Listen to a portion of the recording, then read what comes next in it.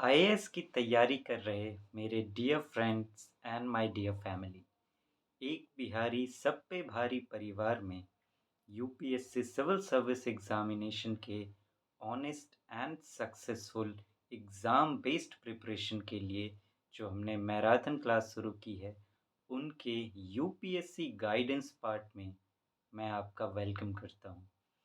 Friends, पिछले class में आपको याद होगा हमने नोट मेकिंग पर कुछ बातें की थी कि नोट मेकिंग किस किस तरीके से बनाए जाते हैं।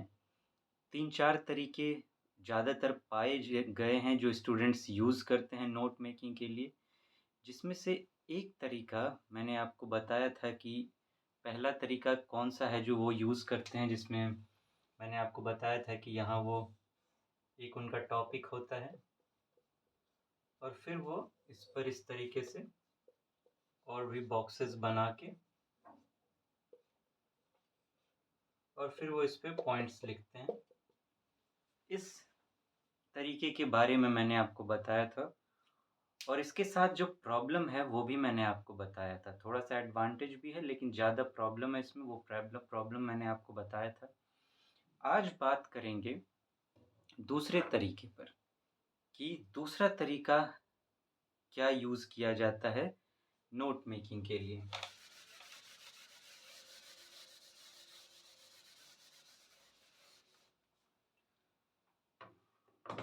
और उसके बाद फ्रेंड्स हम लोग उस मेथड पर भी आएँगे, उस टेक्नीक पर भी आएँगे नोट मेकिंग के लिए, जो एक मोस्ट साइंटिफिक टेक्नीक या फिर मैं कहूँ कि कंपैरेबली दूसरों से एक बेहतर टेक्नीक है। ये मैंने एक्सपेरिमेंट के बाद इसे एक्सपीरियंस किया है। सारी तरह के जो भी टेक्निक्स यूज़ किए जा सकते हैं नोट मेकिंग के और जो ज़्यादातर चलन में हैं, उन पर मैंने रिसर्च की, उसे एक्सपीरियंस किया। इस बेस पर कि आपको करना क्या है देखिए, मेनली आपकी नोट मेकिंग आपके किस काम आनी चाहिए? जो एग्ज़ाम में आपको याद आ सके चीज़ें, एग्ज़ाम के क्वेश्चन सॉल्विंग में आपकी मदद कर सकें, चाहे वो प्रीलिम्स की बात हो, मेंस की बात हो। उसमें आपकी मदद कर सकें, ऐसा आपका नोट मेकिंग होना चाहिए। एक तो ये बात है और दूसरी, माइंड जिस तरह से चीज़ों को एक्सेप्ट करता है, उसके भी सिस्टम को समझना बहुत ज़रूरी है। आप देखेंगे माइंड ज़्यादातर चीज़ों को विजुअल तरीके से लेता है। आप कोई भी चाइनीज़ वर्ड बोल दीजिए, ऐं वैं वैं कुछ समझ में नहीं आएगा, कुछ इमेज नहीं बनी। लेकिन बोलिए घर, सूर्य, नदी, चंद्रमा, आप देखिए जिन-जिन शब्दों का मैंने प्रयोग किया है, वो सारे के सारे शब्द आपके दिमाग में इमेज क्रिएट कर रहे होंगे। तो दिमाग जो है हमारा इसी तरीके से सोचता है। अगर मैं आपसे कहूँ, खबरदार जो आपने खरगोश के बारे में सोचा तो, खबरदार जो आपने समोसे के बारे में सोचा तो क्या आपके दिमाग में इमेज क्रिएट नहीं हो रहा? समोसे की इमेज नहीं आ रही, खरगोश की इमेज नहीं आ रही। तो दिमाग जो है हमारा वो इमेज रिसीव करता है। तो एक ऐसा नोट जो बेहतर से बेहतर आपके दिमाग में इमेज क्रिएट कर सके, चाहे वो वर्ड्स में ही क्यों ना हो, वो जो नोट होगा वही आपके ज़्यादा काम का होगा। तो इस रिसर्च के बाद मैंने अल्टीमेटली उसे छाँट के निकाला जो सबसे बेहतर इमेज आपके दिमाग में क्रिएट कर सकता है और साथ ही साथ एग्ज़ाम में सही वक़्त पर सही तरीके से आपकी मदद भी कर पाएगा। फ्रेंड्स, पहले तरीके पर मैंने बात की, उसके फ्लॉ को मैंने आपको बताया। अब दूसरा तरीका जो स्टूडेंट्स यूज़ करते हैं और कई लोग सजेस्ट भी कर देते हैं, उसके बारे में बात करते हैं। पहले जो रॉन्ग मेथड्स तो मैं नहीं कहूँगा, या मैं कहना चाहूँगा कंपैरेटिवली जो है, उसमें थोड़े डिसएडवांटेजेस हैं, जो बेस्ट वन है उससे मुकाबले। तो पहले हम लोग जो थोड़े से कम यूज़ वाले हो सकते हैं, उन पर बातें कर लेंगे। पहला हम बात कर चुके हैं, दूसरा जो यूज़ होता है वो है कि बीच में टॉपिक लिख लिया जाता है। अब उसके बाद इस तरह एरो देके 1, अब यहाँ पे कोई कुछ लिखा हुआ है, उसके बारे में पॉइंट्स, फिर 2, फिर यहाँ पे कुछ उसके बारे में पॉइंट्स, फिर 3, उसके बारे में पॉइंट्स। उसके बाद इस तरीके से एक गोलाकार आकृति बना ली जाती है 6-7 पॉइंट्स की, जितने भी पॉइंट्स आपको यूज करने हैं। एक ये तरीका है, तरीका अच्छा है, लेकिन जिस फिलॉसफी की मैंने बात की, जो दिमाग का साइंस है और जो इस एग्जाम में आपकी मदद कर सकेगा, उसका जो साइंस है, उसके अनुसार इसको देखें तो देखिए इसमें प्रॉब्लम क्या है। ये एक तरह से जॉइंट फैमिली की तरह है। अब जॉइंट फैमिली में अगर आप हों, अगर आपकी जॉइंट फैमिली हो या फिर आपने देखी हो किसी की, एक ऐसी और ये एक ऐसी जॉइंट फैमिली है जिसमें बहुत सारे बच्चे हैं छोटे-छोटे। ये गार्जियन है और ये बहुत सारे छोटे-छोटे बच्चे हैं। इसमें बड़े-बड़े गार्जियंस हैं और ये छोटे-छोटे बच्चे हैं। अब होता क्या है इसमें? आपने यहाँ पे लिखा, अब एक पेज को आप सोचिए, पेज के बारे में, पेज कितनी बड़ी होती है। अब मान लीजिए ये एक आपका पेज है इस तरीके से। आप चाहे ऐसे यूज़ कीजिए, चाहे ऐसे यूज़ कीजिए, उससे फ़र्क नहीं पड़ता, ऐसे ही आप यूज़ करें। तो जो आप लिखेंगे, तब देखिए स्पेस उतना नहीं होता यहाँ पर। तो आपने लिखी चीज़ों को, अब जानते हैं आप कितनी सारी चीज़ें लिखनी होती हैं, तो आपने चीज़ों को यहाँ लिखा। अब थोड़ा सा स्पेस कम पड़ रहा है, अब दूसरे पॉइंट को भी स्पेस चाहिए। तो ये इससे क्या बोलता है, देखो यार ऐसे नहीं चलेगा, तुम भी घर में रहो, हमको भी घर में रहने दो, ऐसे मत करो, मेरा खिलौना तुम मत छीनो, मेरा चॉकलेट तुम मत लो, मेरा खाना तुम मत ले लो। आपस में ये बच्चे झगड़ा करना शुरू कर देते हैं, तन मन धन। घर में आप अगर बच्चे हों, आपके छोटे छोटे बच्चे, तो कितने नॉइज करते हैं इसका अंदाजा लगाना मुश्किल है। तो ये आपस में झगड़ा करना शुरू करेंगे कि मुझे तुमने मेरा स्पेस ले लिया, तुमने मेरा स्पेस ले लिया। अब छीना झपटी में क्या होगा कि चीज़ें कॉम्प्लेक्स हो जाएंगी, भारी भरकम हो जाएंगी, ठीक से दिखाई नहीं देगी। उसकी चीज़ें इसमें दिखाई देंगी, इसकी चीज़ें उसमें दिखाई देंगी। मतलब आप क्लियरली जो है अलग-अलग, जब आप इसको पढ़ने के बाद अपने दिमाग में बाद में इसको सोचने की कोशिश करेंगे, तो होता क्या है, एक दूसरे की चीज़ें मिक्स अप नज़र आती हैं।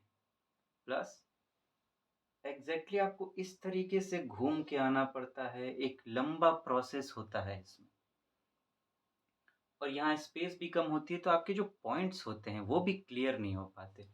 अब देखिए ये आपने ऐसा किया, इधर तो काफ़ी स्पेस चला जाएगा और यहाँ पे छोटे-छोटे स्पेस में आप कितना लिख पाएँगे? तो इसके साथ प्रॉब्लम ये है, 2-3 प्रॉब्लम्स हैं। फर्स्ट, स्पेस कम होगा, दूसरा चीज़ें मिक्स अप हो जाएँगी आपस में, तीसरा ये सब झगड़ा करेंगे जब आप इसको यूज़ करने का सोचेंगे ना, दिमाग में आप लाएँगे कि मुझे यूज़ करना है, आप याद करने की कोशिश करेंगे कैसे क्या किया था मैंने, क्या चीज़ें किस तरीके से सेट की थी, तो ये सब आपस में झगड़ा करेंगे। कौन-सा पहले आपके दिमाग में आएगा, आपको ज़रूरत किसी और चीज़ की होगी, हो सकता है आपके दिमाग में कुछ और चला आएगा। तो ये इसके साथ एक बहुत बड़ी प्रॉब्लम है कि चीज़ें गड्ढम-गड्ढ हो जाती हैं, मिक्स अप हो जाती हैं, कॉम्प्लेक्स बन जाती हैं। इसीलिए ये तरीका भी जो है मुझे लगता है कंपैरेटिवली जो है थोड़ा-सा जो है आपके लिए एग्ज़ाम पॉइंट ऑफ व्यू से, मैं जो भी बात करूँगा देखिए, वो यूपीएससी एग्ज़ाम को ध्यान में रखकर ही बात करूँगा। प्रीलिम्स के लिए तो आप इस फ़ॉर्मूले का यूज़ कर ही नहीं सकते। ख़ैर मैं प्रीलिम्स और मेंस स्पेसिफ़िक होके अलग-अलग क्लासेज़ में आऊँगा। अभी मैं एज़ अ होल नोट्स पर बात करता हूँ, तो ये थोड़ा-सा कॉम्प्लेक्स हो जाता है आपके लिए। जो माइंड की फ़िलॉसफ़ी है और जो नोट मेकिंग आप यूज़ करेंगे एग्ज़ाम में, उसके फ़िलॉसफ़ी के अनुसार। तो फ्रेंड्स ये भी आपकी मदद नहीं कर पाएगा। अब फ्रेंड्स नेक्स्ट क्लास जो होगा उसमें हम लोग बात करेंगे कि फाइनली आप कौन से तरीके का यूज़ करेंगे। देखिए 2 तरीके पे हम बात कर चुके हैं, एक और तरीका है जो यूज़ में होता है। लेकिन उस एक तरीके के साथ आपको आगे जाकर एक और तरीका जोड़ना पड़ेगा, जो कहीं भी यूज़ में नहीं है। मैंने आज तक उस तरीके को किसी को यूज़ करते देखा नहीं है।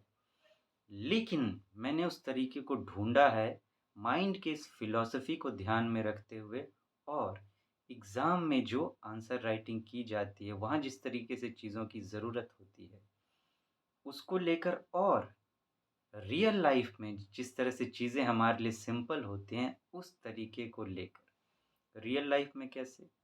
अब देखिए, घरों में अक्सर कुछ चीज़ें ऐसी होती हैं जिससे हम लगातार जुड़े हुए होते हैं, जिनसे हम यूज़ में होते हैं। अगर वैसा कोई इमेज लेके दिमाग में आया जाए, फॉर एग्ज़ाम्पल आपकी अलमारी, अलमारी आप यूज़ करते होंगे, दराज़ यूज़ करते होंगे या फिर आप रैक ही यूज़ करते होंगे, आपके घर में रैक होगा। तो आप कैसे अपने किताबों को सजा के रखते हैं या अलमीरा में कपड़ों को सजा के रखते हैं। तो अगर आपने सजा के रखा है, जिसको जहाँ होना चाहिए वहाँ रखा है, तो चीज़ें कितनी आसानी से मिल जाती हैं।